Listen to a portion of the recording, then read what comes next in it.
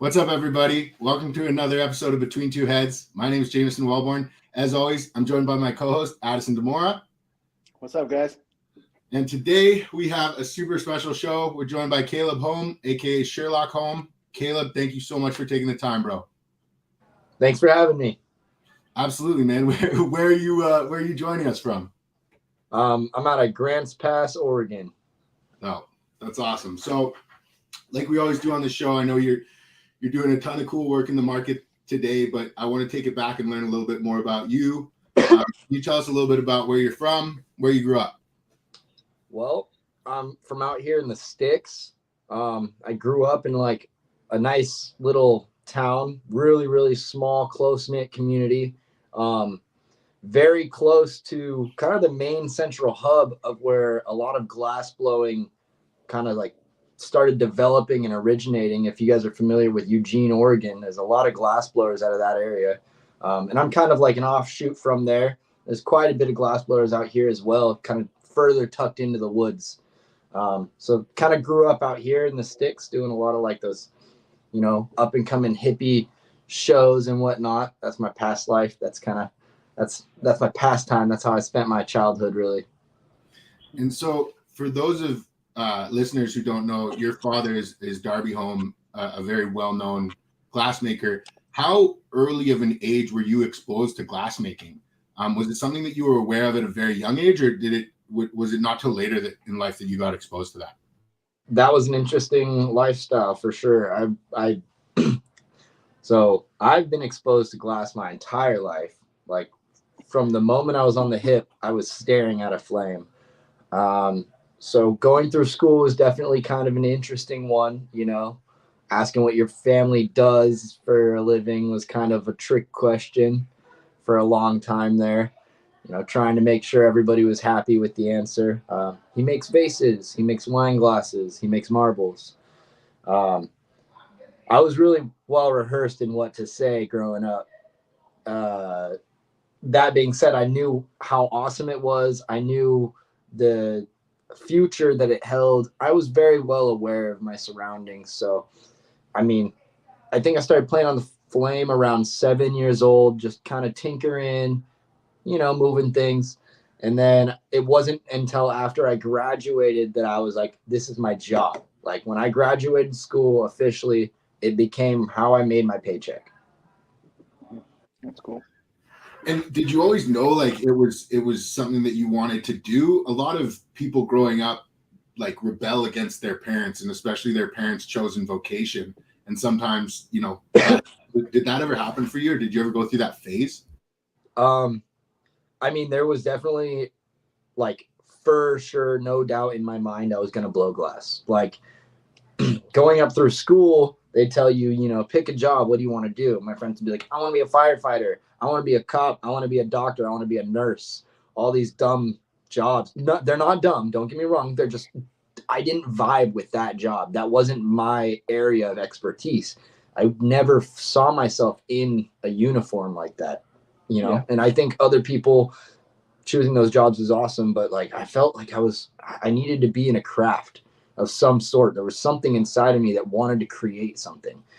And so, I've always had that ability, but I did take, drawing classes. I did take, painting classes, woodworking. I did ceramics. I was trying to find another medium, not in a rebellion, but I did know that I was going to be in the arts. I just didn't necessarily know if it was going to be glass. That being said, entirely throughout that, every day I would go home, finish my homework as fast as I could to get on the torch and make something. So no matter what, this was my passion. Is your mom an artist at all? My mom blew glass for a while. She's drawn most of her life. She draws and she sings and she dabbles in all the arts just like me. I think it's kind of runs throughout our family. Like our entire family has some form of art that they partake in. Right now, mom's biggest role and job, like all of her kids are finally adults and kind of on their own and figuring their life out. So right now her and dad are just kind of having a good time and doing their own thing. So, So she cool. can actually dabble in her arts again and stuff. But You know, she just manages mostly like my dad and me and the family, and she takes care of everybody. That's her main job. That's her main art. I wasn't sure if you had any influence from her, you know, being Oh, an artist or tons of anything like influence. My mom is my mom literally, like, between my dad and my mom, the both of them have so much influence on my art. My mom has more of a, I'd say, almost a spiritual impact in my art, in the sense that I take a lot of inspiration from the stuff that she admires. Yeah. I'm gonna take a quick dab here real quick. Take your dab, man. Take your dab. Yeah, for sure. Don't want to get in the way of a man that's resident. Jameson, did you hear my phone ring? It's Taylor. What's he saying? I don't know. I gotta text him back, but he's calling me. Oh man, I'm not sure what he's up to. I'm so excited. But it's always been pretty amazing growing up, you know, in an artistic family such as mine. I have twin brothers as well. They're little brothers, and they also played with glass while I was kind of coming to terms that was going to be what I want to do. They now run a sneaker business, but nonetheless, they are very good eyes for art. Like, I believe that they are going to be the guys that, like, in the future are buying and selling really high-end, very, very good. You know, they're going to be the critics that we're all looking towards, you know? Yeah. Oh, I love it. So, Yeah, they're aren't they into aren't they doing like sneaker sales and stuff like that? Like reselling sneakers? Yeah, Sunset Sneaks and Sunset Scoops, they actually buy and sell glass as well. And that's kind of where they kind of fall into the same region or whatever. So they're a little more hustler. I like that. They're on the hustle side. Yeah, exactly. Cool. and they're both amazing artists, but they kind of they like the flip, you know? Yep. No, that's cool, man. Then this is one of my pieces right here. If you are watching on the podcast or on the stream, this is one of my. You want to explain it while you can explain it to us? Yeah. So for those of you who can't see it, the Turp Continuum is basically like this futuristic orb. Basically, it's very reminiscent of the egg shape that you guys are familiar with in the glass industry or glass culture, but it's kind of different in the sense that it's like, I tried to square it up. So there's 4 tubes coming between the 2 half balls, and then there's a funnel running through the middle.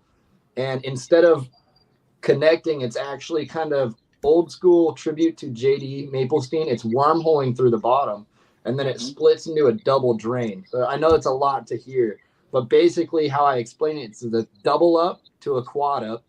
It's a single down to a double down.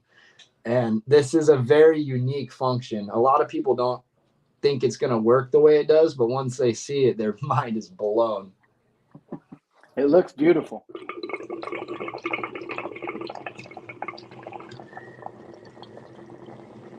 For those listening, Caleb's taking a giant dab right now. Beautiful. The ASMR of the giant dab. I love it. A giant dab. Look at that. That's beautiful. That is very nice. So Caleb, before you can hear it just chugging too. Yeah, it chugs. Has a super chug to it. That's nice. Multiple bloops. Yep. Blooping. I'm actually me and my homies are part of we call ourselves FDC. We're the Fat Dab Crew. Okay. And so when we take a fat dab and we're on a live or anything like that, we usually say FDC, Fat Dab in the chat. So anybody watching or listening, we encourage you guys to take a fat dab along with us. Okay. Very nice. I like that. I'll have to incorporate that. Yeah, it's fun. You guys can definitely be a part of our FDC crew. We're in. We're all about that. We're in. I want to ask you before we move forward into your glass blowing career, like, what was it like in high school for you being the son of a well-known glass blower? Like, was that something that was not known amongst your social circle, or was that something that you were constantly sort of at odds with and dealing with growing up? It was kind of, it was known. It was definitely known. It was kind of interesting. There was people that would really, really, really just respect you for who you are. And then there's people that just want the in, you know, and that's pretty common in my life. So I've grown very used to like how to either dodge the questions or dodge the, but at the same time, there is still the, like growing up, I've got the common, you owe me because you know me.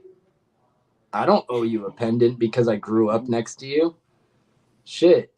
Like, how does that even add up? Like by the time I 1 year maybe gave somebody next to you a present because he didn't ask for something, and then you're like, I don't want one. I said, cool, maybe next time.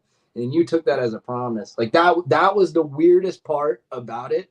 But other than that, like, nah, honestly, it was really easy to get in with social circles. That was probably the best part, just selling myself wasn't that hard. But I also tried really hard to veer away from everybody knowing. I never introduced myself as, hi, I'm Darby's son. I never was like, this is what I do. I was really gung-ho about getting people to like me for me. And that was kind of like, I got really high off of that. That was my vibe. I was like, yo, let me be me. And if you guys like me, and then people, it would click. They'd be like, whoa. And then they loved me because of the fact that I didn't bring that up. And that was kind of cool. I liked that they didn't like me for writing a coattail, 100%. But they all knew. My whole town knew.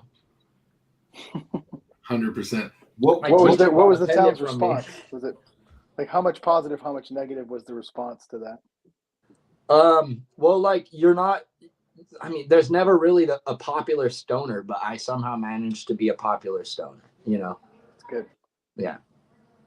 Were there other interests in high school, or were you always focused on the art and always knowing that, when you got out of high school that was going to be what the main focus was?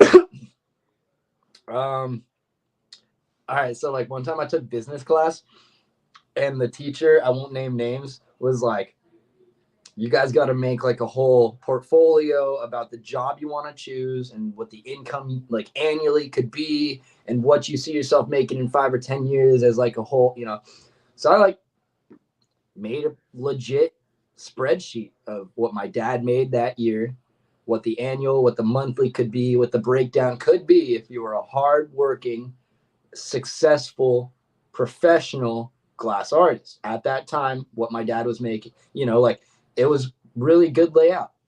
And she said I bullshitted all my numbers and then it wasn't real. So I try to take interest in all these other things, but nobody encouraged me to do this thing that I was really into. And because of that, I was like, I just wanted to rub it in every teacher's face that I was going to be successful. And the one thing they didn't think was going to happen. Lo and behold, a couple years later, legalization, baby. Yep. So let's talk about you're fresh out of high school. You're ready to prove all these teachers wrong. I think a lot of us in the cannabis community were not motivated or encouraged by our teachers or the authority figures in our life. Mm-hmm. My teachers constantly told me that I was, I should aim for about a garbage man, and that's about as good as I'm going to get. And so, I think that. So, where was your mindset? Like, what was your first move? Were you working out of your father's studio? Did you start making pendants? Like, how did you get onto the scene and start your? My graduation present, my dad gave me an option to ask for whatever I wanted, right? Like a special trip, vacation, whatever I wanted. My dad gave me the option. I said, take me on a glass blowing tour. So senior year, I had half a year early. I was able to check out of school because I did so good in school, and I had half days. So I got out in a quarter of senior year, half days and half years. So halfway through the day, halfway through the year, I just walked out of class, threw my shit in the air and said, I'm out of this bitch. Straight up. Everybody thought I dropped out, but then I got to walk and people were tripping. The teacher that I had mentioned actually talked shit about me and thought I dropped out. But then I had to call the principal and be like, yo, you got somebody thinking I dropped out and I flunked and you need to set it straight. And so she was corrected. But my mindset was I'm going to go collab with any and everybody I can at this very moment as soon as I get out of school. And so 2014, I went and did this really cool collab trip. And that wasn't just for like getting out there. That was for my inspiration. I realized everybody had a niche. In 2014, I realized everybody had a niche item, a ducky, a dummy doll, a cactus, a certain shape of recycler, or certain shape of jammer, a certain shape of blah, blah, blah. Recyclers weren't around right then, but you get my point. Characters were big right there. And so I vibed with the teddy bear. So 2014, I was already kind of dinking with the character, but that's when I was like, oh, I'm fucking locking into this, because the teddy bear has a very big meaning to me. It's a very sacred, special, and I can explain that if you. Yeah, can you go into that? Yeah, so the teddy bear, first of all, what I'm trying to do is create a teddy mafia. Mafia is a like-minded organization of criminals with the same intent. That's what the definition is. Now, before legalization, we were all viewed as criminals without any warrant. It was just, you're a criminal.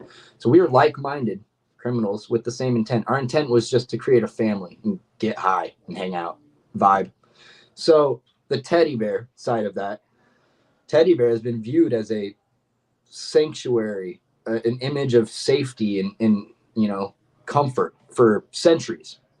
And so that's kind of like family to me. Like the teddy bear is something your mom or your dad gives you to keep you warm at night and keep you cozy and comfortable and safe. So it's like it represents family. We all had a binky or a bottle or a blanket, etc. So Teddy Mafia is the like-minded organization of family members. That's all it really is. And so that's the teddy bear to me. Because when I was a kid, I grew up and I was like, I'm old enough. I don't want these. And I made my mom get rid of my teddy bears. And I found them one day in the closet. She didn't get rid of them because they're special. I didn't get that. And I was like, Mom, get rid of these. And then she did. She gave them out to family members and stuff. So they weren't fully they didn't get rid of them, but they did. And then I got a little older and I was like, I missed that one, Like one day it hit me and I was like, I really kind of could use the comfort of that dog or that bear that I had. Yeah.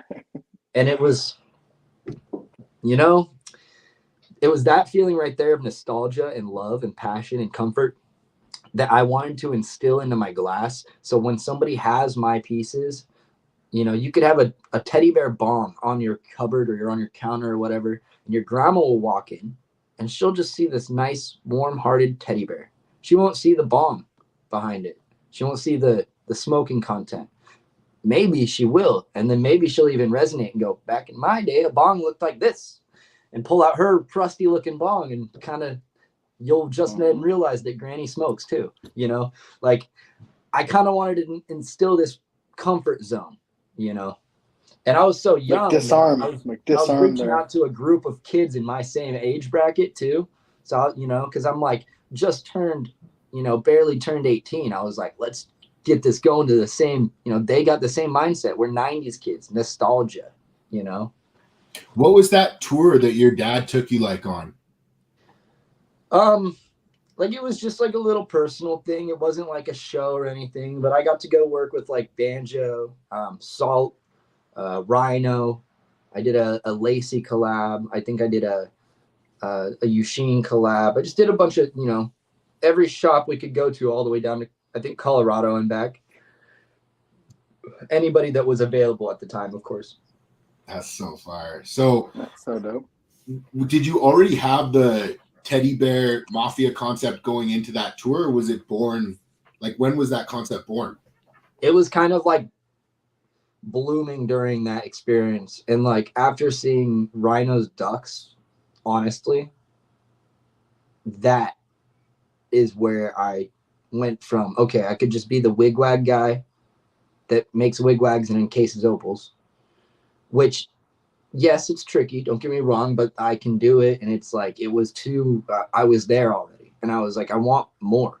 And so shaping and sculpting became this extra thing, and that's why, like, now I still today, I'll continue to step my stuff up. You'll see very little full bear rigs these days because I'm sculpting these continuums, and I'm trying to put a lot of more of a scientific work into my glass now, and almost like I'm focusing on function. And then I'm also working on a lot of disc flips and drawings. So I'm working on an all forms and all branches of of the glass form. I'm not trying to just lock into one thing. Like a lot of specific artists really only have one shape or one like tubing that they do.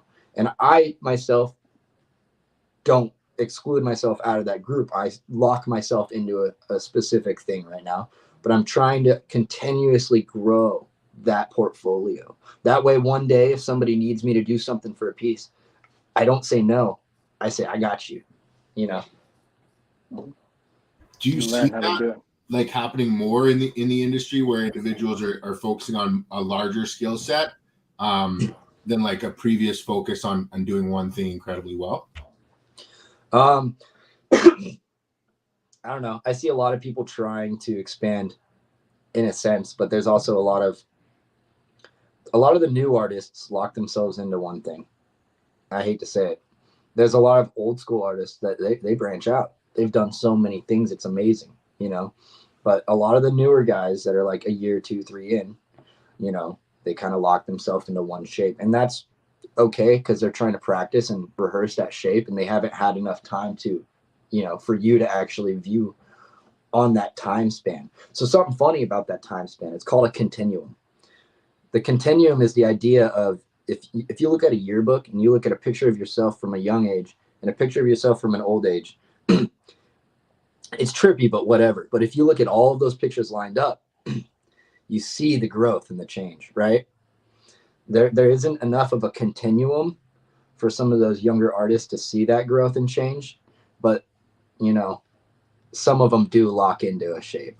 I'm not gonna name names. Do you feel like the community is heading or is currently in a healthy place as compared to the community as you knew it growing up? I think we're developing so many new shapes and functions. It's insane. That's the other thing too, is like, I've locked into this shape for 1 year now. This is my new function. This is one of my newest ones. I just came out with this probably like 2-3 days ago. This one just came out of the kiln, and I started functioning it because this is one of the cleanest functions I've had out of one, and I had to hit it for you guys. This thing is so, like, I'm still perfecting it. It's not perfect, you know. It's so unique, and I know that there's other ones out there that I've seen recently too. Like, dude, it's honestly been a whirlwind of shapes and functions recently. Yes, it's healthy. It's extremely healthy. And I think the market is actually, right now, it's a reflection of how healthy it is, because there's a lot of artists that are really starting to get recognition. There's all the good artists that are already known, but there's a lot of new guys that are starting to get recognition recently. And so I would say right now it is reflecting very healthy. Yeah. How long were you working with the traditional teddy bear design before you made that decision to start looking at a more scientific and function standpoint? I mean, I still continue to make the bear shape. Like, I just finished a batch of probably 10 or so teddy bear pendants. They're just little necklaces of my teddy bear heads. So I continue to expand that branch of my I don't know, of my career, I guess. But I just kind of wanted to level up. Probably, I don't know, yeah, a year and a half, 2 years ago, maybe now. Probably about 2 years ago now. I wanted to level up. You know, I started probably, I want to say 5 years ago now, I started making Millie. And that was to add a new way to make teddy bears. It wasn't to make something else. I've made Millie teddy bears that I still use today in my Millie work for pearls and for caps and all kinds of things. So I continue to push that logo. I also have a NFT project, which right now is tied to my glass. If you buy a bong from me and you have a rig or water pipe, however you want to call it, sorry. If you buy a rig from me off of any platform and you have a wallet to hold an NFT, it comes with the bong. So if you have the wallet open and ready, I'll send you the NFT. What that NFT does is, not only do you have marketing rights to the image that I sent you, so you can post it however you want, put it on a hat, put it on a shirt, do whatever you want with it. It's proof of purchase, which is really cool. It's just a really unique.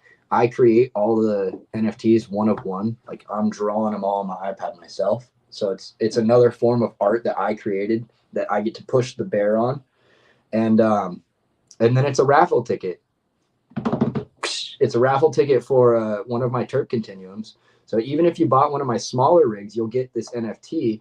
And then every 150 NFTs collected, I'll run the raffle. And then the next one will be at 300. So the next 150, and your odds will be 1 out of 300. What that means is it's a continuum of a raffle. So all the early holders will be included in every raffle every time. So no matter what, the earlier you get in, you'll have one. And then if you get in on the next raffle, you'll have two. You won't have one. Your odds will slim by like a half-life every raffle if you just got one. But it's a really unique way of giving back to the community in an endless manner. That's very cool. We're seeing more and more of that stuff going on. I know Addison's very active there, and I think it's going to become more and more prevalent. So I think that's really cool. You've already set that up. And it's just like I said, it's another way to push the teddy bear. I have so many, like different branches. I have the hats I make. I have stickers. And there's so many different ways that I have my mood mats, and we're actually making a new mood mat. It's about to come out, and it's one of my NFTs that I gave to the guy that is owning the Pinky collab that I just made recently. So it's kind of like a cheetah print teddy bear, and that one's going to be really fun. So it's like this blue cheetah print teddy bear collaboration mood mat. It's like this huge badass, and we're doing a limited drop of that. So that's going to be really fun. There's definitely opportunity. That's super cool. So I want to talk about hash. There's a huge connection, of course. Like when you were growing up, were you a flower smoker, or like when did that transition happen for you from flower to dabs? I have Tourette syndrome. So from the youngest of age, I realized marijuana was a medicine above anything else, something not to be abused and taken lightly. So what relief do you get from your medical use? Like at a young age, what was your realization? Like, was it through just a happenstance that you tried cannabis for the first time and realized that it had these really positive effects, or did you kind of know it going in? Like, how did that happen? Well, technically speaking, I got high at my cousin's house for the first time off of a pipe that he had stole from his sister. And it was one of my dad's that he had made. And it was really funny. We went and like smoked weed out in the teepee that his parents had put up in his backyard, some backwoods type stuff. It was really fun. But it was just like, it was this really cool pink pipe that my dad had made way back in the day, and he borrowed it from his sister who happened to be out of town or whatever. And I just realized how comfortable it actually made me. Like, I realized how like the tension of my syndrome, of the Tourette syndrome, really was just relieved instantly.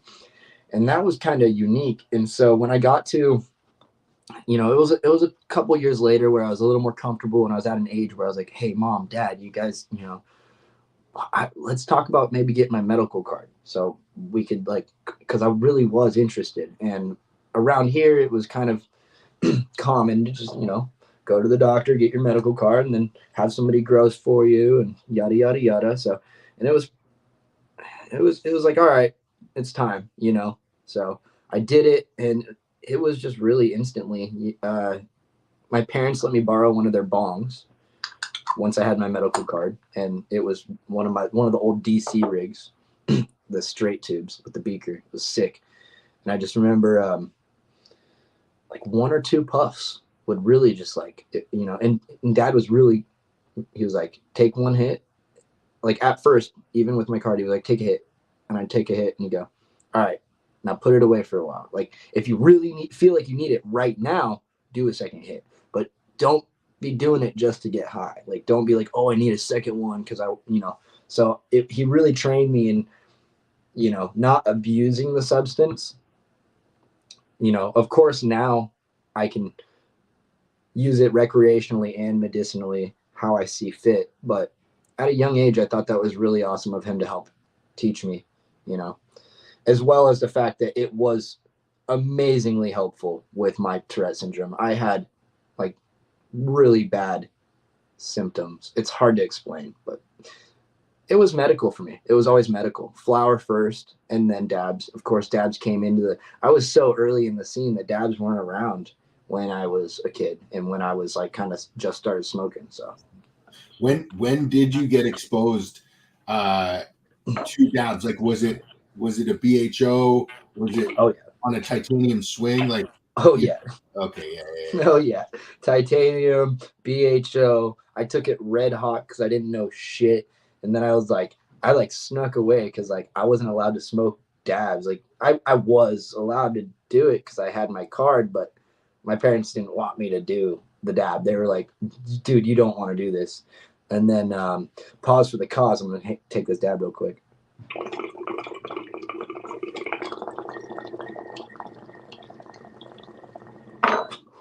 Oops, cold. But then I remember taking that dab, going for a long, long walk to the local YMCA, and I got all sick because I walked through the rain. So my first dab was actually kind of hardcore. Was it something that you like enjoyed? Was it something that you were a fan of, or did you want to go back to it immediately, or no? Oh yeah. I was a stoner at that point. By the time dabs came out, I knew it helped me. I was hardcore. Like, I was trying to smoke every day, every morning, at least once or twice midday, and a fat bowl at night. And that's what I could actually handle cashing a bowl. Like, I can't do that anymore. It hurts my throat. Like I used to be a kid too, and I use kid lightly. I used to be younger, and I would look at just dudes my age, and I would think they were old, and they'd be like, "Oh, my throat." When you get to my point, you're gonna not want to smoke that much flower. And I straight up, dude, the dabs have saved my ability to be able to continue to use medicinal marijuana. Like, it's definitely helps me out a lot. So when would you say have you completely transitioned to concentrates, or are you still smoke flower here and there? Has to be really high quality flower for me to want to smoke it. Like I can't even, like, if it's not high quality, I'll just look or smell at it, and I just don't. I'm not interested. Yeah. So when were you first exposed to solventless?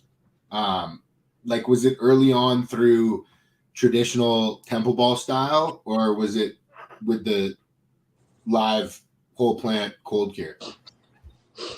I mean, I was definitely brought in when, we used to make fun of it. Like, we used to call it we had a couple different funny names. Like, we call it like baby poop dabs and like all kinds of different weird, like we had this one, and like our homie brought it over from the early days, and then we found it years later when stuff started getting a little more golden, and the shit was like blackish brown.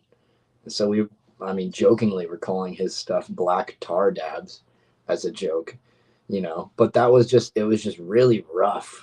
Really, like, they were blasting it when it was too dry, and they were just like using old product. And so I was brought in really early, and I'm very grateful for the development of the industry. I love hash, and I think that the way the industry itself has gone in the hash world, hand in hand with glass, really, if you want to look at it on like a scale, as the development of glass pieces have become more beautiful, elegant, and complex, so has what we have been putting into our bodies.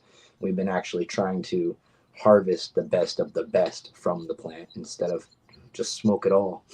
Well, it's something Addison talks about a lot. Like, always the one pushing the other. It's always one pushing the other, one demanding more from the other. And I think that that's super interesting. Yeah, no, I feel like, like you said, with the titanium nail, we weren't asking much for ourselves smoking off of a metal piece. Yeah. No, I mean, it was the titanium made sense because everything was focused on temperature and holding temperature. Well, it made sense. It wasn't focused. Well, it wasn't focused on like how hash moved. Well, we weren't focused on the byproduct either of what was being heated up. Like quartz is pure. Quartz has we didn't know the temp. Quartz is a very pure like burn off. Like there is nothing coming off of it. Whereas titanium, yeah, it's surgical, but that's surgical to be inside of your body and heat it up to like only the body's temperature, not 1,000 degrees. So like we're playing with some funny things here because nobody, I mean, for as long as we've known, it's not cool to smoke metal. So, I mean, like when we started paying attention to what we were smoking on and what we were using, like I said, the product followed. It really did, hand in hand, And of course, with BHO, that slowly became a solvent list. And they're like, wait, how can we just cut the middleman out? Oh, wait, let's just go back to before BHO when we would wash it and make bubble hash anyways.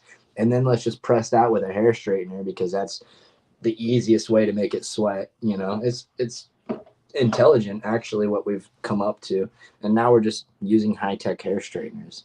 Mm-hmm. Well, I think it was like the evolution of like the Quave Club banger and things like that. It was kind of started to push it in that direction. You could do the a little flat, more, the classic make it flat bigger, top. make it longer. Talk about that. Was like, talk about that, Addison. Like, go into detail for those guys who weren't there, who don't understand. Like, what was it about that really pushed things forward? Well, the Quave Club bangers was the one that like the first real quartz banger that people started to see that got bigger. It had a slanted top. So then then you started to be like, oh, what about these flat caps? And that was like Hover. And a bunch of different guys started coming out with these flat caps that were directional that you could spin. Now you started seeing more surface area and you saw the hash moved on it differently. It was like, oh, and then you could direct it and turn it. And then, it just kind of started to kind of run from there. And then the quartz got bigger, and then I think, after quartz getting bigger, the next problem was like everything going down the neck. So they made it taller. Then, okay, let's make things directional. And then, then it just kind of Slurper came to the picture. And yeah. That's, I think that evolution was really what allowed us to get to the level of consumption, just like you were talking about, Caleb, earlier. Like, and then you want to talk about what gets added into that. It's the caps. You mentioned how the flat top caps were developed because of that. And then we move on to, what are we moving? Let's move a little pearl around inside of there because, because we want to keep the heat going because, just because that caps in the surface area, we needed more heat. Well, the dabs are so big that you now need a pearl to be in there to keep temperature. Yeah, because you can take a bigger dab. Exactly. So now we need to heat up more surface area. And then they're like, oh, well, now the dabs are so big, they're spilling out of these nails that they needed to make nails that are shaped like this. Oh, where is it? That right there. Yeah, and they're bigger. And then so that allows artists to make a new type of cap called a bubble cap. And then now we have Toro slurpers and we make solid caps that just go on the top, and slurper sets, full sets. We have the middle marble, we have a pillar. It's completely evolved around just one small product, Yep. And it depends on what's being consumed and what's popular. That's what I was just going to say. And that's all based off the hash you're putting into your body. Yes, sir. And because the higher end and the better your hash tastes, the better you want to smoke it.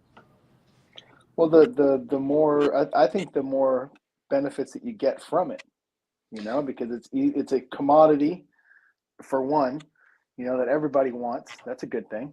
Then secondarily, it can generate revenue if you need it to. Or it could generate, if it's really good, it should generate good feelings and make you happy and make you stoked to fucking smoke it. So now you have that figured out, you know, because that's what you're gonna need. So no. And there's a placebo effect. There is a placebo effect based off of how you smoke your terps. If you smoke and it tastes burnt, your high is going to be kind of burnt.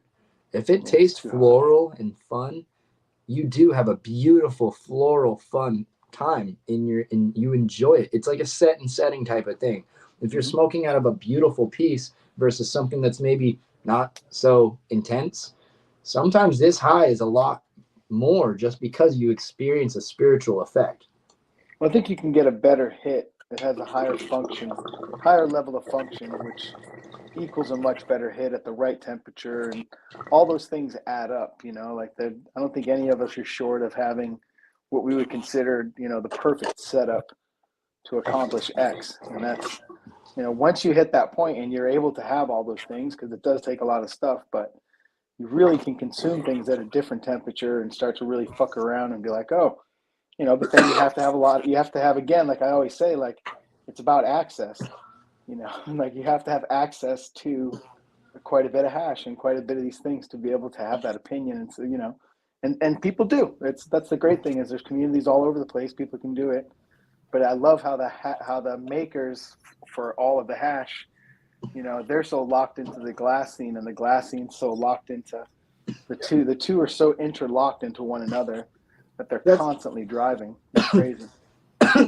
That's the beauty about, like, you know, we survive off mainly the I'll put it first, the head shops, the hash growers, and then like everybody else that like has all the other jobs that are working day in and day out to be able to make the money to get their rig. These guys support big time the head shops. The hash growers, without them, none of you guys would be buying from us. So they're pretty much up there with them. Mm-hmm. And then there's everybody else that's still fucking trying just to support just as hard as they can. And those guys are working day in and day out, regular ass jobs. And, you know, I like to tell those guys, because every time I get hit up, they're like, I can't afford a piece and I never will. And they get all bummed out. And I'm like, dude, get a shoebox. Get a shoebox and write glass or Sherlock Holmes rig or Salt Darby, whatever, you know, name you want to throw on there, whatever it is, Mike Luna, you know, throw that name on a box and just put $5 or $10 a day in there. That shit adds up, son. Couple months, you'll have a rig and you'll be very happy. You'll be very surprised. Yeah. Don't get coffee. Don't get coffee. Yeah, don't get carried away. Don't look in there and be like, ooh, I can use a little bit of it. No, that is specifically for glass. That's why you write glass on it. Duct tape the box shut and cut a tiny hole in it. Don't even look in it. Calculate how long it'll take and write on the box, open this day, and just open it that day. I've told people to do this. It works. I've done it. I've done it before. It works. I'm doing it right now, just so everybody knows. That's how you get away with happy spendings, you know? Do you see the glass scene growing exponentially over the next few years, or do you see it remaining more niche as it has been over the last number of years? The course of our history. The course of our history. Thank you. I mean, to be honest, man, we ride a wave in the glass industry. Straight up, it's like we're high, we're on everybody's radar, and then sometimes we get low, and then like society takes over and everybody's kind of focused on whatever, you know. But then the glass, it always triumphs. It always comes back because art is really important in the world. Without art, people would be fucked, like hands down. So I see glass becoming super prominent. Over the past few years, I've seen it in movies. I've seen it in magazines. I've seen it on TV shows. Even just the mention of it. Even just like, oh, look at this hand-blown vase our friend made us. Haha. And they'll set it on the table and walk away. And somebody just got a shout out. I don't know who the fuck that guy was. It was simple. It was not that crazy of a piece, but it was a soft glass piece made by somebody that got noticed, you know, and good for them. So that's happening everywhere right now. I don't, Yeah. I don't know Awakening. who to name names to, because it's so many different people right now in TV shows, in movies, in music videos. It's coming out. My dad was just in a music video, actually. So that's very cool. I mean, yeah. that's very awesome. I think that this kind of stuff going mainstream is really something that I like to push for and promote, and makes me happy when I hear about it. But what are your thoughts on seeing the electronification of heady glass? Like we're now seeing people like, what's up, Mikey, put proxy attachments onto U-sheen pieces and rip dabs. Like, does that make you feel any type of way, or do you feel like that's necessary to get to where we're going? I don't like changing the fitting. I'll be honest. I think changing the way that it smokes is kind of lame. I think if as an electronic company, you can utilize the proxy is just like, it's just like guys are taking an attachment now into the rig, and then you can just sit it on like a nail.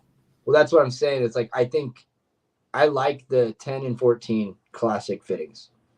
Anything other than that, like the Dr. Dabber, the I believe the proxy is the big one, right?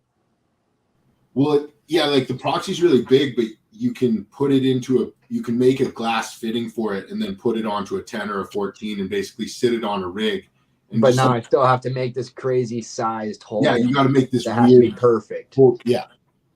Yeah, see, that to me bugs me out. If you could make that a proxy a 10 millimeter, then we'd be talking. If you can make it a 14 millimeter, then we'd be talking. Why couldn't it be smaller? You guys make vape pens, I'm not talking on them in general. I'm just talking on whoever makes the electronic company. We've made vape pens. They're small. Why not make a 10 millimeter or 14 millimeter adapter nail type dealio? Those are okay. I'm okay with just plugging it into my rig that I make here. I don't need to change my entire design to accommodate somebody else. They need to accommodate us as the artist. For sure. They aren't the artist. We are the artist. They need to accommodate us, because we're already going out of our way to do the old way. It's like, think about every cord company that ever made phone cords, and now what they're doing with phone cords. They're like, fuck, we got to change our design or we're left in the dust.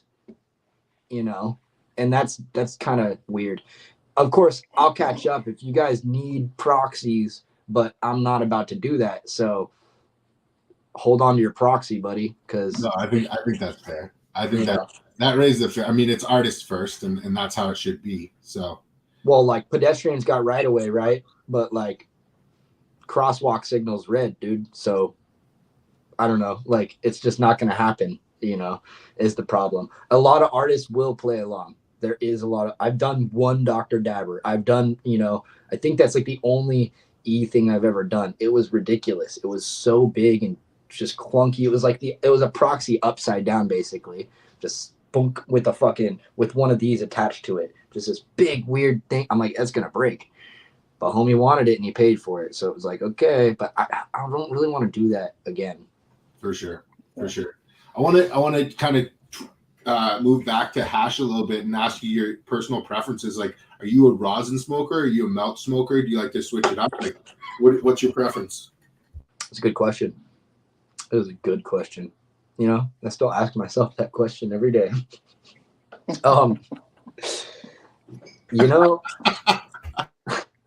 Dang. You're putting me on the spot now, dude. That's a good one. Absolutely, bro. On the spot right now. Let me know. I mean, listen, everybody loves a good rosin, right? But something about a full melt high, oh my God, so amazing. And you know what I've been looking for? Sherlock Holmes has been looking for a good old school bubble hash that burns good and doesn't fuck me up, doesn't burn my lungs like you put something weird in the fucking, just good old fashioned bubble hash, that good wet shit, Bubba fucking Kush style, fucking old school. I don't know. I had some shit when I was like literally the first time I smoked that stuff I was telling you I smoked with my cousin. We smoked bubble hash for the first time, and it was so good. I still have yet to ever find the hash that is that good. So that was likely from, and I'm assuming a lot here, but that was likely from cured material. So I want to ask you, do you feel, with that being said, that there are cultivars that represent or are best offered as cured extracts versus whole plant fresh frozen extracts? You're saying like strain specifically? Yeah, strain specifically. Do you feel as though that Bubba Kush, for example, you prefer that, and you believe, in your opinion, that to be better cured and washed versus harvested fresh and washed? Yeah, or versus even BHO or rosin or anything else done to it. I think that way was done best for that plant. Like literally to this day, I've yet to taste something that brings me back to that moment. And like, of course, again, that could be nostalgia, and that's what I strive for in my work. That's one of my biggest things about making the pieces that I do, is I try and reach for this crazy thing in your brain that you can't quite call it, but it's there, you know. But in the end of the day, yeah, I feel like that was the one. That was, you know, it's not actually nostalgia. I think that was just the way to cure that plant, and I can't find another one. Pain. Are there any other ones like that, like the Bubba, that stand out for you that Yeah, you're looking for? I had a Granddaddy Purple once that was so good. It was just like so sweet and like fucking, it was like a couch lock for sure. But again, with my Tourette's, like at the end of the day, that was one of those ones where like I would hit it and it would just like, I would literally feel myself melting, like the commercial that warned you about weed. I would just melt into the couch, but it was like what I needed, like after a long day of blowing glass and like actually working my ass off. So that was a good one, Granddaddy Perp. And then I've, you know, back in the day I hated Tangy, but I've come to like it throughout the crossbreeding and throughout the diminishing of the Tangy flavor. I've learned to like it. When it first came out, that shit was too pungent. Do you have a preference with like salt grown versus organically cultivated resin, or do you feel as though when both done correctly, both are absolutely fine medicine? Honestly, we were just talking about this actually over some dabs, me and Congruent Creations, Chris. We were just talking about just like the idea of BHO versus like rosin, or cold versus, you know, or old versus new, or all of that, like how much fat and lipids and all of that could be pulled out as well.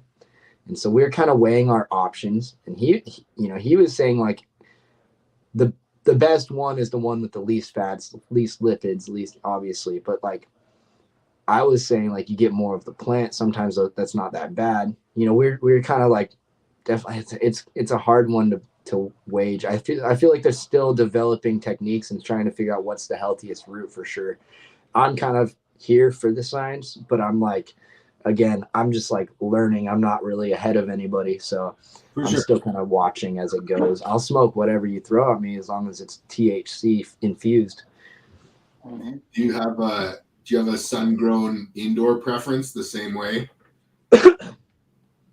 You know, I've tried to figure that out.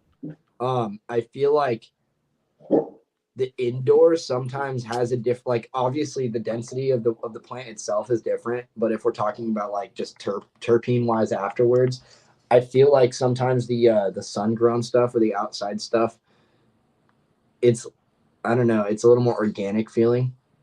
It doesn't feel as like, I don't know, sometimes I feel like the inside stuff is more harsh to me. Yeah, man, I think some sun-grown terps can slap. I definitely have been knocked on my ass more than once by sun-grown, and some of those flavor profiles I haven't seen off indoor. So if you can get a clean, you know, by a dusty road, well cultivated dapper or out, I think it produces some really special resin, especially if you know what resin to pull out of there. Well, and I'm from Oregon too, so that's pretty steady out here. you know. Dusty Road is the name of a strain in Oregon, isn't it? Probably. I wouldn't doubt it. Old Dude. Dusty Road. Out here, you can definitely go down a dirt road and then be like, "Oh no, I need to not be here right now. This is somebody's farm, and they're gonna pull out a gun on me if I keep going down this road." You could just be going down a mountain and be like, "Whoa, there's a private farm that isn't supposed to be here." Like, it's very common out here. Yeah. Culture. That's what it's about. Resin mixing, is that something that you're, I mean, is that something that you're a fan of? Or, I mean, as an artist, what's your opinion on it? We're seeing a rise in a lot of makers blending two rosins together, whether it be in the wash or after it comes off the press. I know. It kind of bugs me out when I see somebody with the hash and then they're like, "Yeah, so this is the flavor." And I'm like, "Oh, that's cool, right? It's good, whatever." And then they explained to me after I smoked it that it's two different terps that they've blended together. And that's why I couldn't quite call the flavor and couldn't pin it. And it's like, it's just uncomfortable that like a lot of the times they'll do that. And then you don't realize what it is until you smoke it. And then you're like, "Oh wait, that was literally two flavors." Like, I don't know. What are you hiding is all I have to say to that. If it's good, it should represent itself as is. I think that's a really valuable perspective. What are your thoughts, like with that perspective? Let me ask you this: like, what are your thoughts on naming phenotypes? Do you think I hate the names. I hate the names right now, dude. It's like, well, obviously you can't go back now. You can't backtrack. You already fucked up. You know, what are we gonna do? Just go all the way back to the original name? It's not the original anymore. Sadly, we didn't keep the OGs what they were. I wish we did, because some of those were legends. Literally to this day, certain people in this world, in this day and age, in this culture, will never have the opportunity. Dude, I feel so sorry for you guys. I'm one of those people. I even missed out on some of those. And that's like, you know, it's fucking depressing, actually, because there's some really good terpenes out there with the highest content of THC or CBD or whatever, and we've dumbed them down. The names are just as dumb as the dumbed down strains. What's the solution in your opinion? Like, do we have to go back to those heirloom varietals and breed our way out of this, or have we gone too far? But you can't breed your way out. That's the problem. It's you know, it's Darwinism at this point. We're just literally breeding them, and we just have to ride it. There is some heirloom breeds which we don't want to breed out. We want to maintain. We want to keep those mothers nice and healthy. We need to keep the few strains alive, you know, make farms of them and not make sure they don't disappear, you know, that's for sure. Addison, you would know out of all of us here best, like, aren't you able to just open up that population through even like an S1, just very basically? And as long as you have enough seed space, you can go back and find whatever you're looking for? Or is that a falsehood at this point? You can, I mean, there's that, and then there's tissue culture. Tissue culture's been around long enough that there's quite a bit of like original genetics still tissue cultured away. They're just owned by certain people at this point, but they exist, and you can get them for a certain price no matter what they are. But you know, it's like everything's there. There's quite a bit that is there in tissue culture, but there's also, you know, quite a bit there too that is, you know, just plants are everywhere. People have stuff and people have kept stuff, and you just have to know the right people to get it. But and then so losing things is just part of what happens in cannabis too. Like that's what makes things so great, is that you can lose things, and but the period of time you did, it's like a dog, you know, the period of time you did have together was so amazing, you know, and you can look back on that forever. But you know, and that's how some of those incredible strains are. And if you have been in cannabis a long time, you should have, you know, quite a bit of those that you've seen come and go that can never be recreated, and then something may remind you of it, you know, like a wisp of it, or some kind of like, oh, the flavor or taste of something might remind you of it. But you know, sometimes they're just gone forever. That's just how the fuck it works. Like, if you had the money and if you had the science, you could. But it's a lot of money, a lot of science, and a lot more hassle than just making a new strain. Yeah, I mean, there's, like I said, there's a lot of stuff that is in tissue culture format that you can grab lablets of that people just have stored, and it's just, you know, it exists, it's there. There's popular strains that exist that way from a long time ago, but you know, and then there's also breeders who have original stock of genetics of what they created, you know, and it's like if people liked, you know, anything from DJ Short, he would recreate all of this stuff every time. So he would take seed from the original stuff and cross it, and this would be that, you know, and it's like, oh, it'll be a little different, but you know, that was how this batch of blueberry was, and this batch of this. So, you know, it's just like regular breeding, not cornerstone breeding. We've just been down the road so far. We got ice cream cake mixed with demon breath, mixed with strawberry wonder, mixed with Michael Jackson the Fifth. You know, it's like we don't even know what they are anymore. Yeah, I mean, I think there's like the general public probably doesn't know what they are, but I think a lot of guys that are breeding do understand what the progenitors are and what they're using and where they came from, and you know, they're hunting certain stock so they could bring in and crossbreed with that, and they understand a lot of stuff. It's more like dog breeding at this point, and not so much as, you know, all this other stuff it's easy to dismiss because a lot of things currently have been just from gelato, from that original stock, and you know, people like that, but that's what people have been sort of like drawn towards liking, you know, heavy bag appeal. And if you look at the industry and the market, it always goes back and forth, like heavy bag appeal towards like super terps, back because a new terp will come out, then it goes towards like heavy bag appeal, and this, and you know, and it's kind of the same stuff, but I don't know. Kind of where we're at with the glass market too, huh? The wave. Well, the glass market's gotten more collaborative, which is cool. You know, like the pipes that pull the most money are more a showing of like the guys that are collaborative together, and you know, because those, and people don't understand it, but it's like, well, wait a minute, you put those three dudes together and that fucking fetches the most money. Okay. That's how it works, because those three dudes kill it. And you know, and that's kind of how it's turned, is to like, all right, well, these triple fucking threats come together and they'll do these collaborations, and it's like your dad and certain guys will do these crazy collabs and just come out with things that are fucking insane. And then that's kind of that next level, that $100,000, you know, and north kind of place, or like, you know, from 70 to $100-something-thousand place. And that's like, that's the new thing, is kind of seeing that. But it's also, you know, at one point it used to be like, oh, this studio and any of these dudes from this studio or this, and now it's kind of like, all right, well, you know, it has to be like from 3 dudes, because that's how you're getting that higher number, you know. So it's like, it's dopey shit.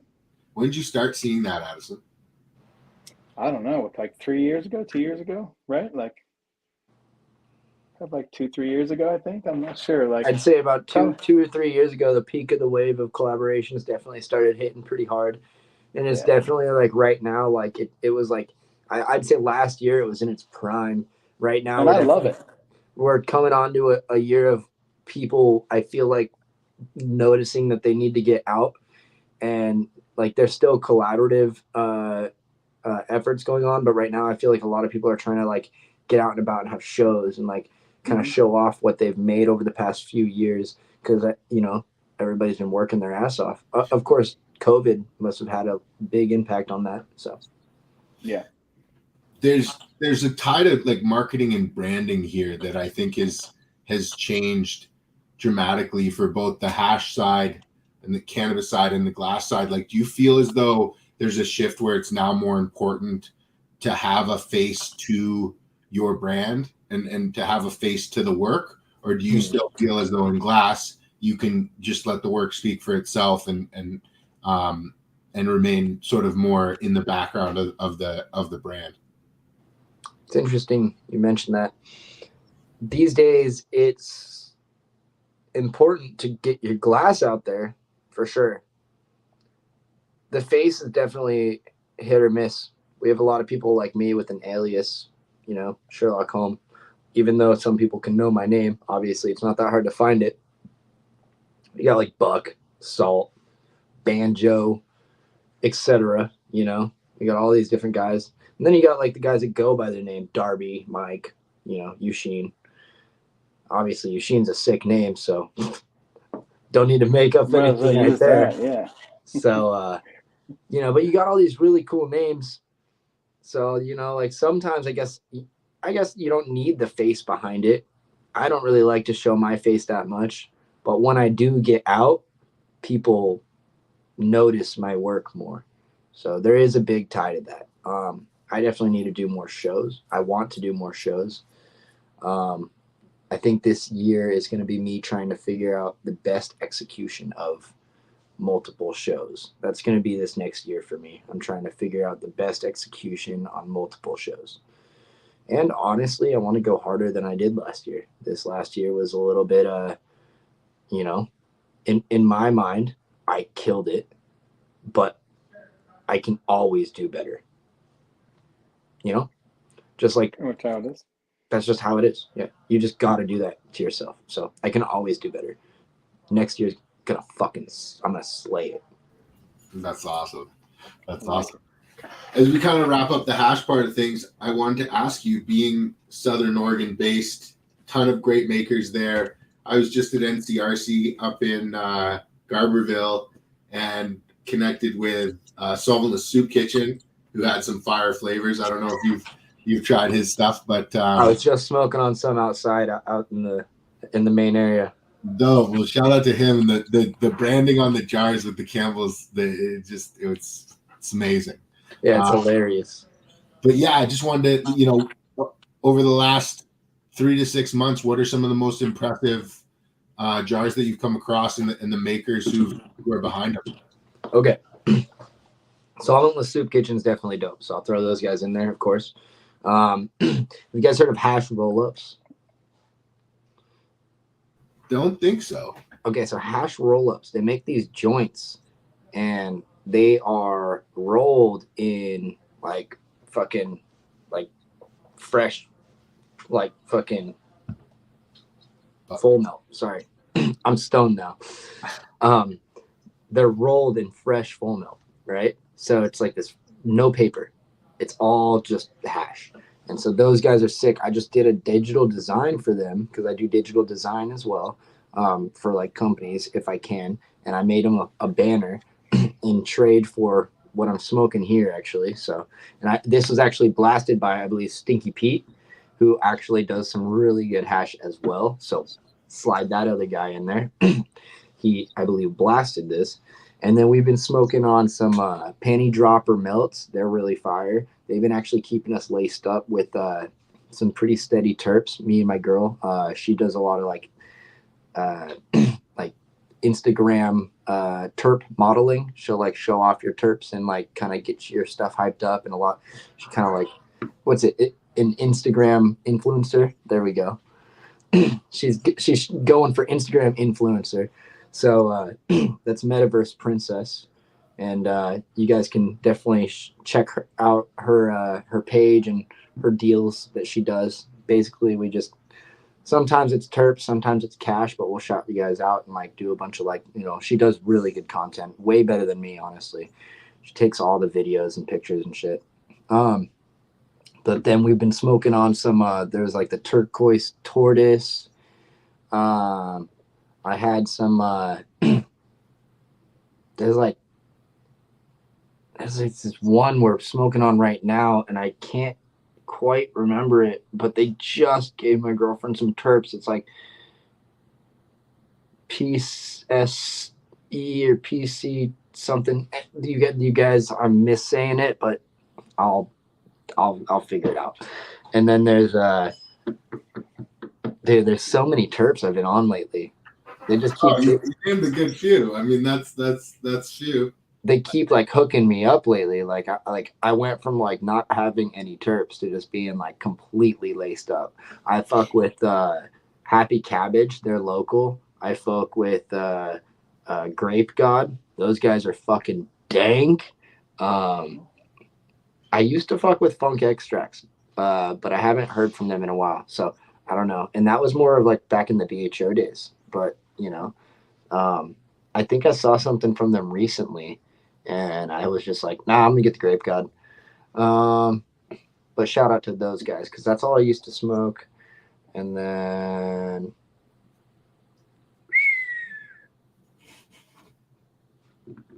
my homie Patrick just came by and gave us some terps, but I don't remember his terp name. Yeah. And is this all solventless or is this BHO? Those are all solventless except for that one that I had mentioned. Okay. Yeah, those are all. I mainly fuck with rosin, like hardcore. I'm like only really into rosin, like the Grape God. That one's probably my go-to, and that one's just like always 6-star full melt or rosin. Like that's all they do. Fire. Yeah. They make fire stuff. Yeah, They definitely do put some good stuff together. yeah, I fuck with them hard. So you mentioned that this year going even harder than things than you went last year. What do you specifically have planned? You mentioned some more shows. Like what else is in the works? Anything that you could talk about? Okay, well, right now we're actually planning on a camp out, which will be next weekend. We're gonna go do this little Wook retreat, is what it's called. It's gonna be pretty sick. We're all gonna bring. I'm bringing the arsenal, so I got a pretty sick lineup. I just kind of crushed it the last few days, and it's in a week from now, and I just got in like this weird drive, so I've been in crush mode. Other than that, the reason I want to crush it harder is just, again, like, I can always do better than last year. That's something I kind of live by. It's like a motto of mine. Like, we're humans. If we could do something at our full capacity, we might as well. So that's kind of where I'm at right now. I have a lot planned. I don't have too much I can mention right now. I can tell you what I plan to develop in my glass. With this shape, I actually do want to figure out the next evolutionary step for it already. Now that I have kind of got it to where I like it at this position, I want to somewhere in here find another evolutionary advancement, if you will. And then I have been doing some pretty crazy flips, and instead of doing them on a clear background, I've been sleeving completely in color. So there's like a big leap in my drawings and how they're going to be applied to my work now. So there's a lot of advancement in the glass scene, and yeah, I do plan on having a lot more shows, in the sense that I was just talking to a couple. I can't confirm anything yet because I'm literally in the works of talking about multiple shows. I was just talking to a collector of mine, as well as a really good friend, about putting together a pretty dope, badass, fully loaded show with an obscene amount of work, and just really just showing out what I can accomplish. So I'm actually in the works of talking to somebody about this right now. So get ready. That's awesome, man. We'll definitely stay tuned. As we kind of wrap up here, what's one piece of advice that you want to pass on to people looking to, follow in your footsteps and get into glass and get onto the scene? It's hard, and it's discouraging, and it's not like a luxurious lifestyle like it always looks. But don't let that get you down. If you're trying to do this, you're trying to do some rugged, hardcore shit. You're going to be a starving artist. You're going to realize what the idea of being a struggling, starving artist is. That's not a joke. People don't say that as a joke. That's real. You strive for greatness in this career, because anything less is not making it here. You can't dilly-dally. Every time I dilly-dally, it bites me in the ass. That's a fact, So Very true.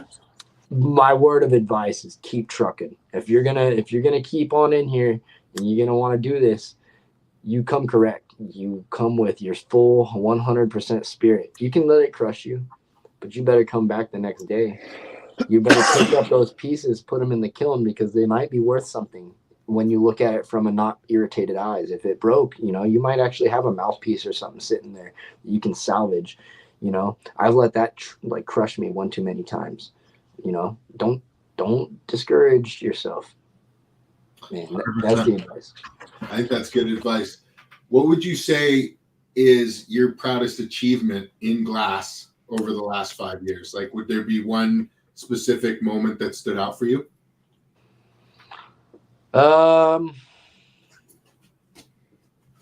Well,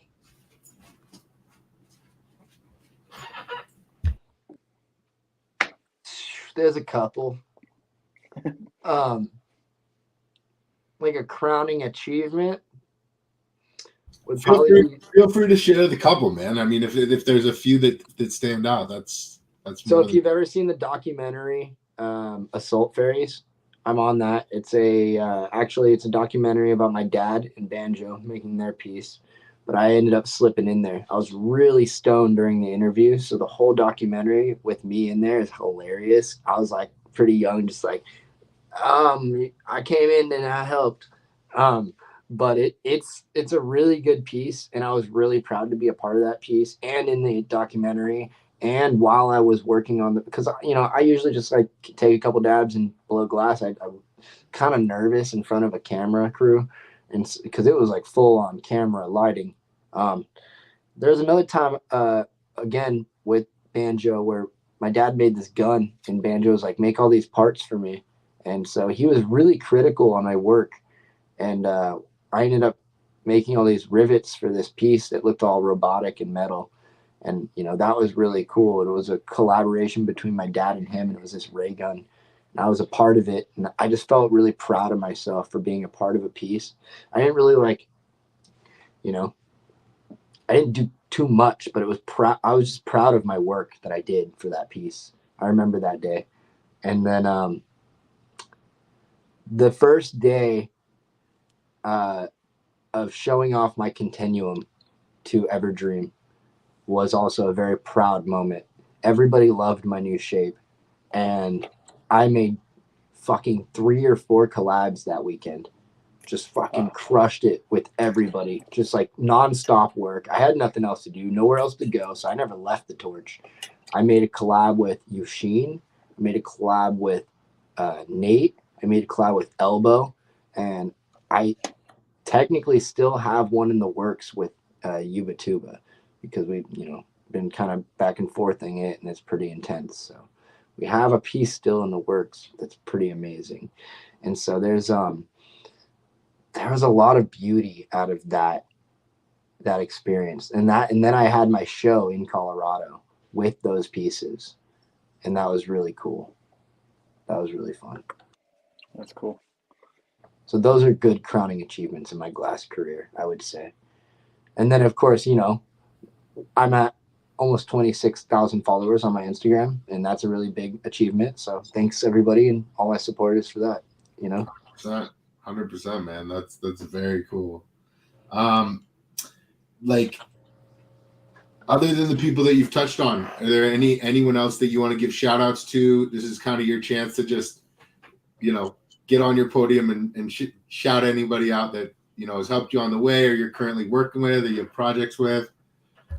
Mom, shout out you. Homemade glass, #1. Dad, shout out you. Darby Holm, #1 as well. My twin brothers, Ezra and Isaiah, shout you guys out. Big supporters. Always been there for me. They're my little big bros. You know what I mean? They're younger, but they're fucking like security guards. It's hilarious. I got one of those too, for sure. Like they stand next to me, and I'm just like, I'm so small. It looks hilarious. Shout out Mike Luna. Really, you know, just big friend, big supporter. Works next to me. Really, just kind of like, just lets me talk his head off, and like we bullshit all the time. So that's really just, you know, decent and helpful in my life. Metaverse Princess, my girlfriend. Shout out for her for, like, you know, supporting me and my career and stuff. Obviously, a glass blower boyfriend is interesting, probably. I guarantee that. We live an interesting lifestyle, being stoners. I know you guys can attest to that. You guys are probably a handful yourselves, being stoned all day. Goddamn stoners. Oh yeah. Shout out, honestly, dude, my mom and dad have been my biggest supporters my whole life. They deserve every shout out. My grandma and my grandpa. Yeah, it's pretty much family orientated, dog. My cousin. Yo, if you guys get like tattoos, Ichibo tattoos, he's Japanese, so Ichibo tat or Ichibo tattoo, one of those. Kaiichi, it's fucking badass. My other cousin Malia, she does tattoos as well. Those are all my shout outs. I'm done. Sorry. Family, dog. Hey man, that's awesome. True. That's a lot about a person. Oh shit. Karsten, my uncle, Karsten Carlisle. Don't forget him. Owen, he blows glass. Don't forget that guy. Jeff, he's my cousin as well, blows glass. Uncle Roger, he blows glass. Okay, I'm done with all my family that blows glass. That's awesome, man. It's insane. Where's the best place for people to get a hold of you? Where's the best place for people to see your work? Sadly, only Instagram. If you guys have Instagram, that's the best bet. You can find my page at Sherlock Holm.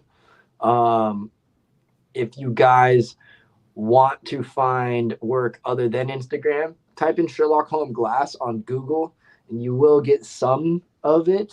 You won't get all of it, and that's a decent amount. You can definitely get a hold of me on Facebook at Caleb Holm, CALEB HOLM.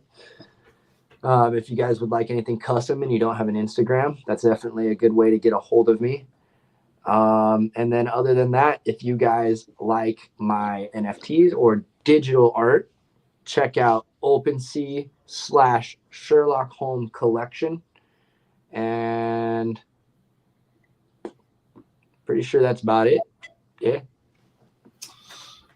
That's awesome, man. Well, thank you so much for coming on. Before we go, I know Kaya was supposed to jump on, but there he is. Oh, there he is. What's up, buddy? Special announcement that I'm just gonna pass it off to the two of you for. What up, Kaya? Yo. I've been watching this whole time. This was a really cool interview. I'm an old head, so like Darby Holmes is legendary, and Beard Gang is a huge Root supporter, and he's kind of connected some dots for me.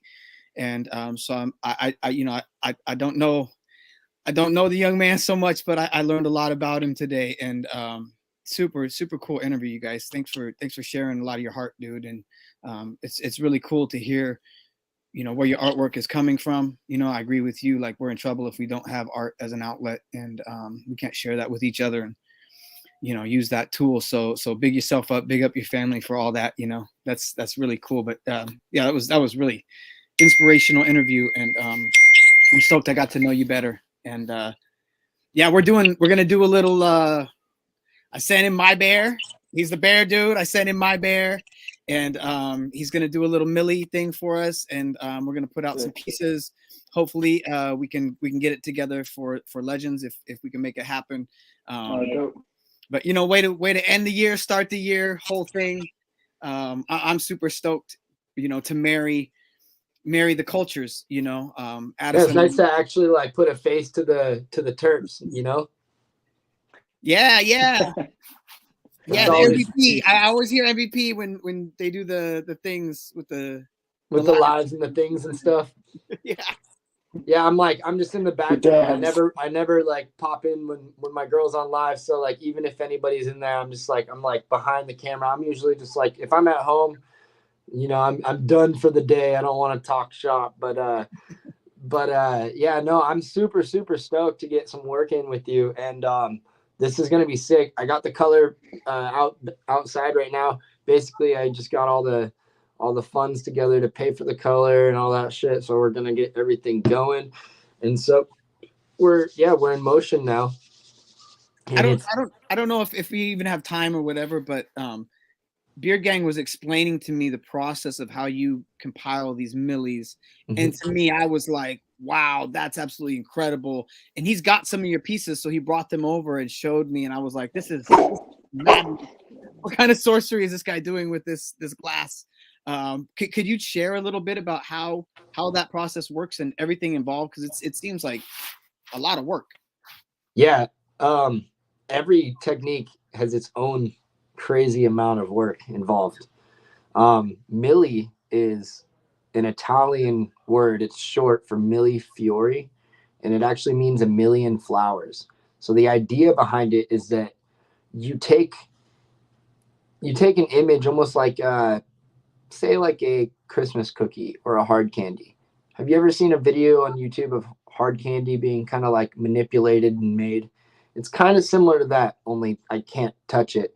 I am making it usually only about this long, but it does get very wide as I start making the image from the middle out. You know, I'll make an eyeball and I'll pull that down and I'll cut it and I'll have two eyeballs and I'll set those to the side and I'll make some ears.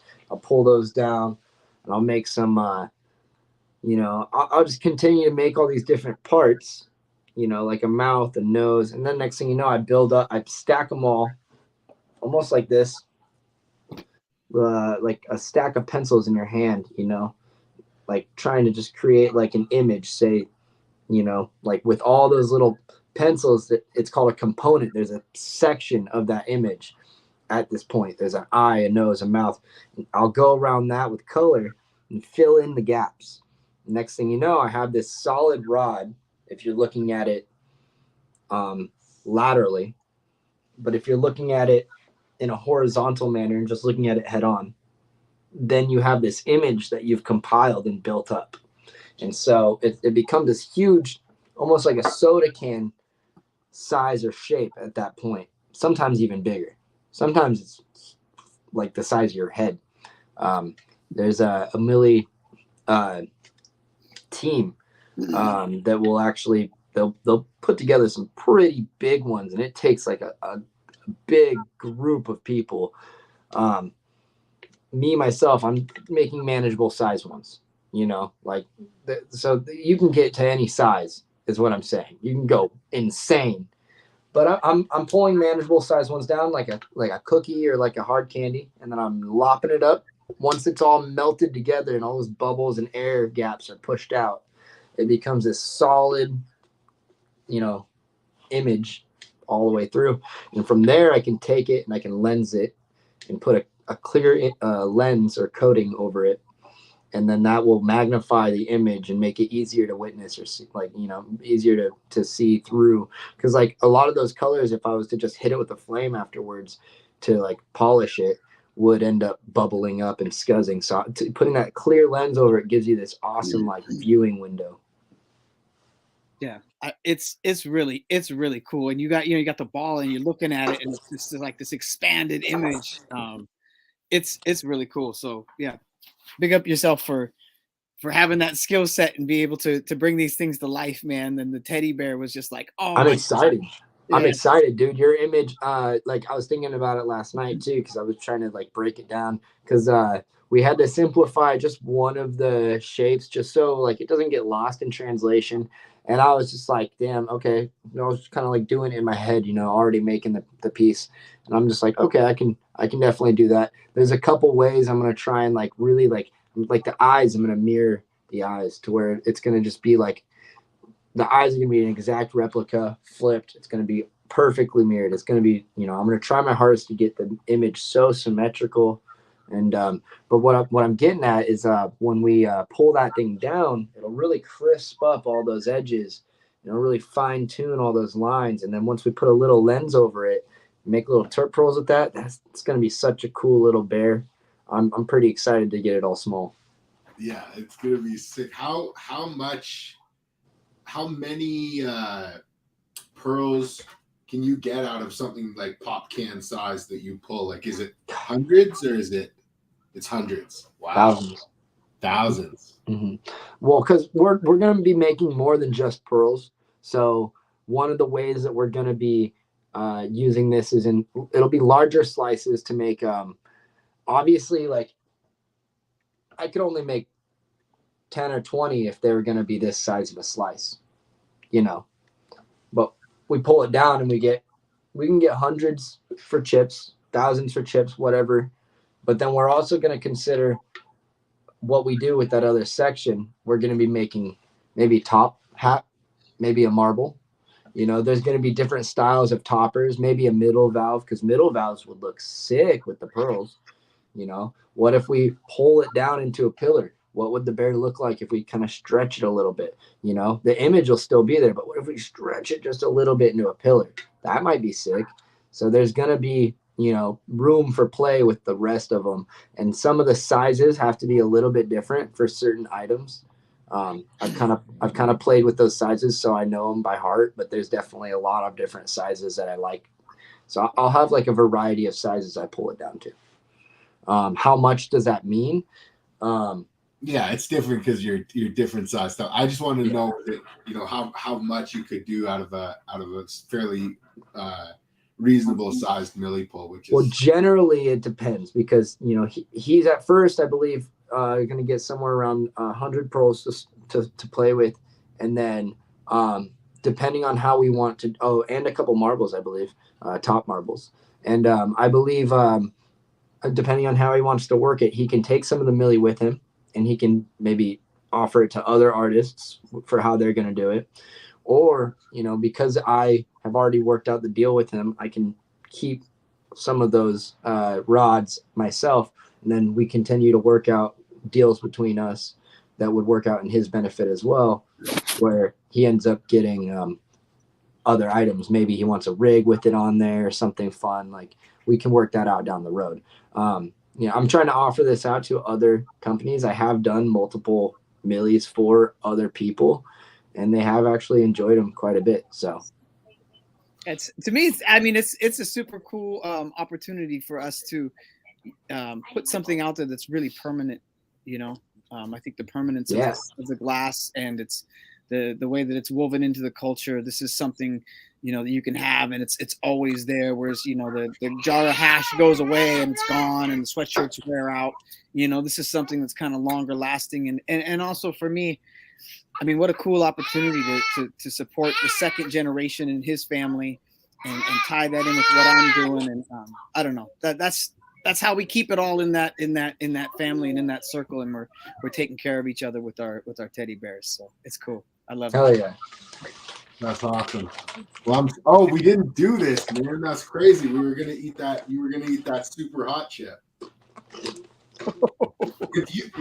If Sherlock, if you like hot stuff, you got to hit up Little Lake Valley Seed Co. on his Trippy Chili hot sauce. That is serious heat. Hold on. This is ghost pepper, and that hurts. There he goes. He's turning. You can see it. He went in like a champ. Oh, you didn't even I want saw the one. look on his face come You want over. one. It was very serious. Are you glad you didn't do that mid-interview? The plan was to do this mid-interview, and then we forgot about it. Are you trying to ruin the interview? It was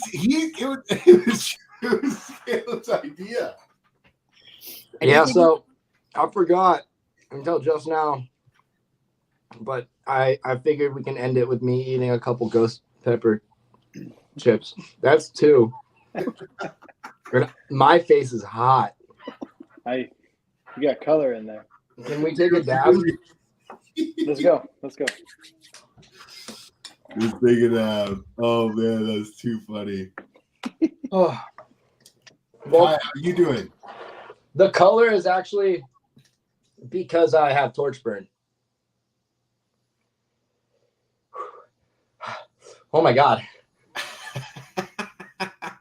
That's a hot. Yo, do you throw hot peppers, Kaya? The dab is going to be spicy too.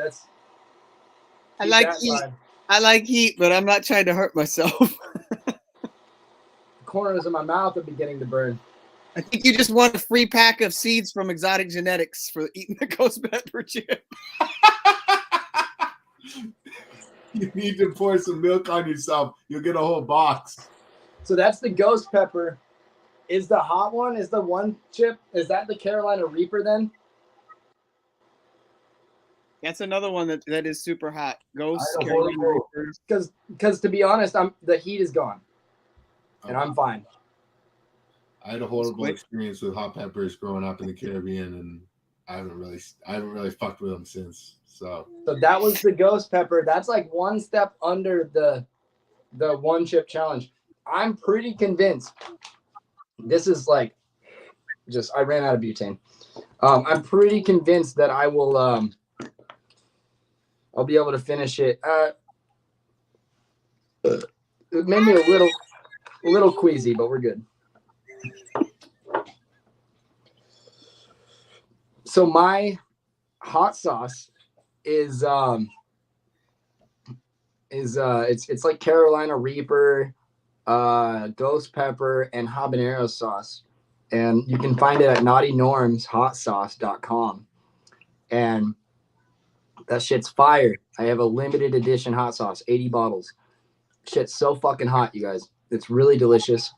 Get some. FDC, Fat Dad in the chat.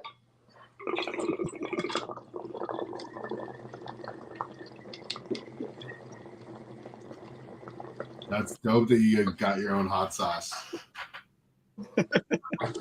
Very cool. I don't know how you take a dab after eating a hot chip like that. That's savage.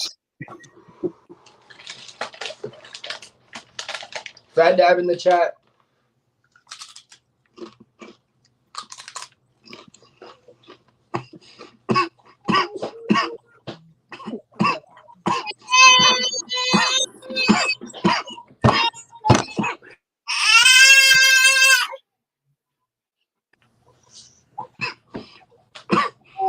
Well, that's dope. I appreciate you coming on.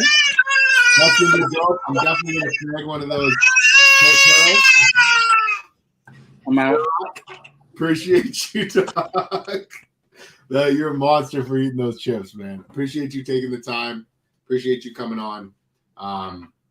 Yeah, man, it was really cool. It was really cool to get your perspective and hear your story. So thanks for coming on, and we'll definitely have to have you back sometime soon. Yeah, thanks for Thank having you. me. I appreciate the Definitely. both of you. Thanks, Addison, for the invite. Thank you guys so much. That was so fun. I was all nervous at first, but shit, I'd love to do this again. It was just talking our heads off. Yeah, man. It's real easy. You did great, man. Appreciate you. Hope everybody enjoyed. Don't forget to like and subscribe. Hope everybody has a great day. Cheers, everyone.